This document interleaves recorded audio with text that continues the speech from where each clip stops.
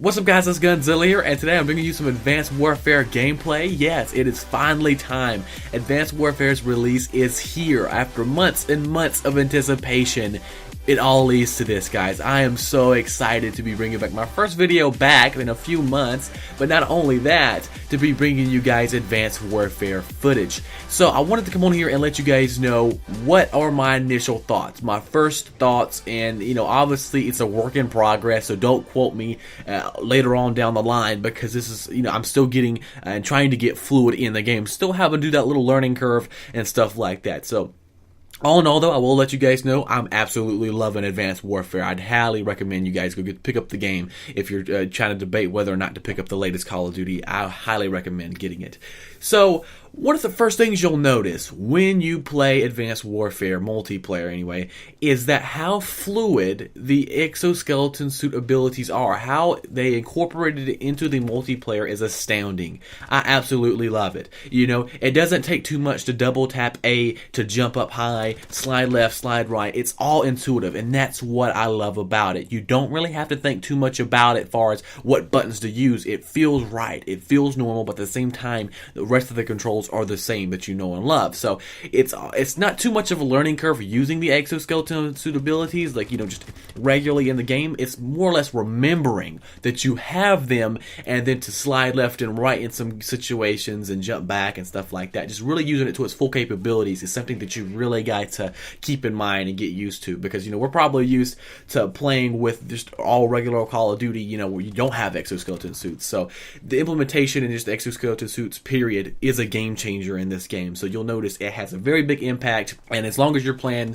the game modes that do have the exoskeleton suit abilities, which are the normal ones, you're going to find this. You're going to have to kind of adapt to a new style of playing. Not completely, you don't have to forget about your old gaming style, but you are going to have to adapt and kind of get used to how the exoskeleton suit abilities affect your style of play. Now I will say it is kind of a little crazy and hectic at times.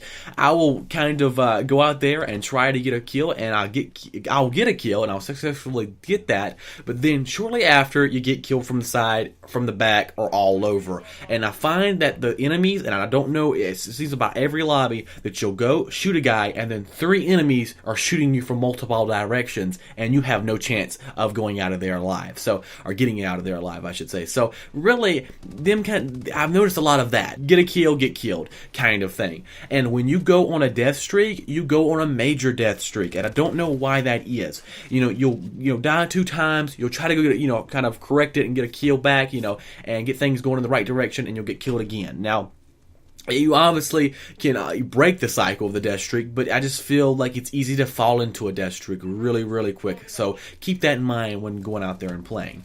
And the maps are very good. I love the maps. The flow of them, they're really nice. I just really got to get a hold of them and used to them. The spawns, knowing where they are, and just getting used to having to realize that, hey, it's not just what seems to be. I got to also worry about exoskeleton suit abilities like the cloak to worry about. Also got to worry about above me. Verticality is a whole nother level in this game, so you really got to check your P's and Q's when you're walking around the map, running around the map. However you're playing, you really got to be very cautious, because anyone can be anywhere at any time. So how are the weapons in this Call of Duty?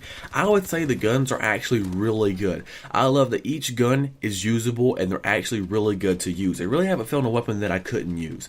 Every Call of Duty, I feel like there's a gun or a couple guns that I don't know why they put in the game in the first place, because they make the stats so horrendous that you really can't play with it. You can't go positive with it. So there's none of that in this Call of Duty, which is awesome. I love that each gun so far that I've played with is usable, and you can actually do decent with, if not really good with. Another thing I really loved about the guns is that each of the guns are unique. They have unique characteristics, unique attributes that really make it fun to play with, that set it aside from the different guns in that category. Now the 2 main categories I would say and recommend for you guys are going to be the ARs and SMGs, because you really can't go wrong with that. The maps cater to these weapons, more so the assault rifles, because it's almost all purpose. That's what assault rifle is. You really can't go wrong with assault rifle, but you can even, I would say that would extend on to the SMGs to certain extents. The SMGs you can do really good, but when them long range engagements, you might as well go ahead and back on down and go to another gunfight, because most likely you're not going to win that, especially if they have, if your opponent has an assault rifle. So assault rifles are dominant in this game, I would say, but SMGs can almost keep up there with them for the most part up until, like I said, the long-range engagements. That's where the SMGs can't hang, and you're pretty much going to find your problems with that category. On to the kill streaks. I would say the kill streaks are actually really good far as you have quite a bit of a selection, and you can actually even go further to saying that you can customize each score streak by adding on extended capabilities. Now, obviously, they're going to cost more points to obtain, make it higher to obtain, but I would think that it would make it better, obviously. So you could really go in detail, customize your score streak to almost exactly how you want. That's what I love about these kill streaks. That's what's really different from the other Call of Duties, is you can really kind of customize them a tad bit more.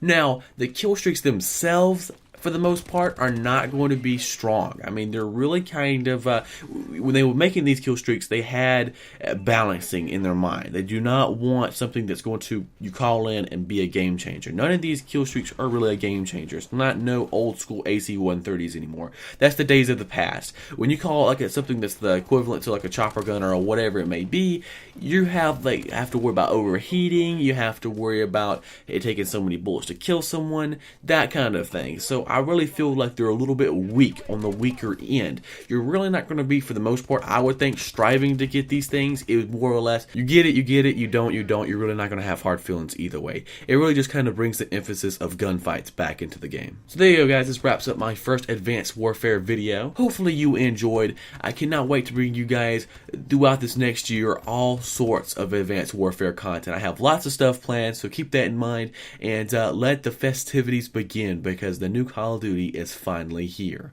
Peace out, guys.